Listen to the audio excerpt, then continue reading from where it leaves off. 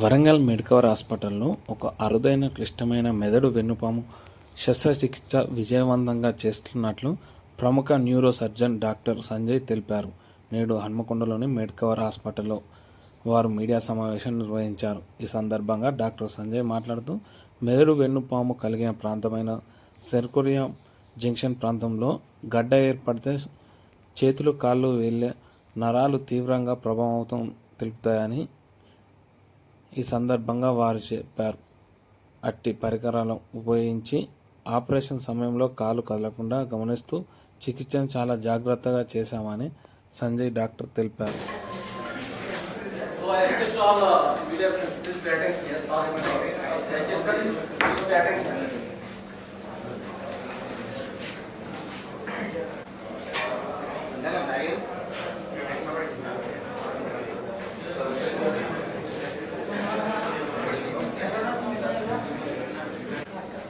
ఇది క్లోజ్ చేసేటప్పుడు లోపల ఏమాత్రం రక్తము కానీ కలెక్షన్ ఏమీ లేకుండా చూసుకోవాలి. సో దాన్ని క్లియర్ చేసుకుంటూ చేయవలసి ఉంటుంది.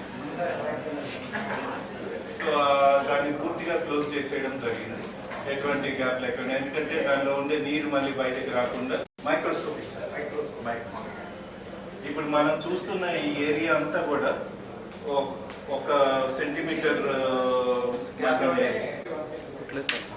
అంటే లోపల ఉన్న ఏరియా మెదడు. సో ఇది వెన్నుపాము, ఆ జంక్షన్ లో ఉన్నది ట్యూమర్. 71 సంవత్సరాల వ్యక్తికి మెదడు వెన్నుపాము జంక్షన్ దగ్గర సర్వైకోమెడ్యులరీ జంక్షన్ అంటారు. అక్కడ ముందు భాగంలో గడ్డ రావడము, అది ఆ జంక్షన్ మీద తీవ్ర ఒత్తిడి కలగజేయడం జరిగింది. దానికి శస్త్రచికిత్స ఒకటే మార్గము.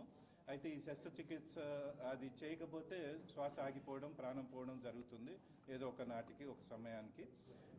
అది అందుకని ఈ శస్త్రచికిత్స చేసి మొదటిసారి వరంగల్లో ఈ క్లిష్టమైన శస్త్రచికిత్స మెడికవర్ హాస్పిటల్ వరంగల్ నందు నిర్వహించడం జరిగింది.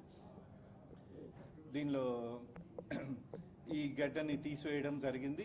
ఆయనకి మైక్రోస్కోప్ ద్వారా ఇది చేస్తూ, డ్రిల్ మైక్రోస్కోప్ ద్వారా foramen magnum decompression, C1 post arch excision, C2 laminectomy and excision of the tumour చేయడం జరిగింది.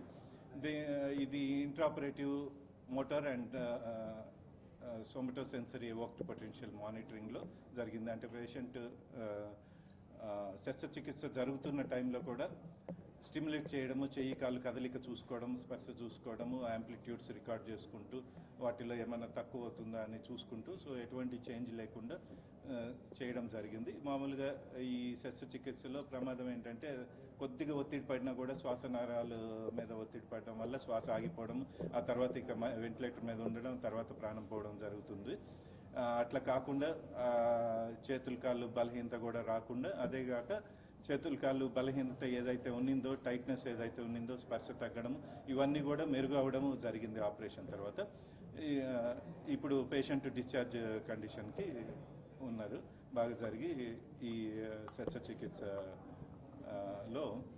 ఈ ఎనస్థీషియాలో డాక్టర్ వాసు ప్రకాష్ గారు, తర్వాత న్యూరో సర్జరీలో డాక్టర్ కిషోర్, డాక్టర్ ఉనేస్ మహమ్మద్ గారు, తర్వాత క్రిటికల్ కేర్లో డాక్టర్ లక్ష్మీ దీపక్ గారు, వాళ్ళ ప్రతి స్టేజ్లో కూడా ఈ పేషెంట్ని గమనించుకోవడము ఇది చేయడం జరిగింది. దాంతో విజయవంతంగా ఈ శస్త్రచికిత్స నిర్వహించి రోగి పూర్తిగా కోలుకొని డిశ్చార్జ్ కండిషన్కి ఉన్నారు.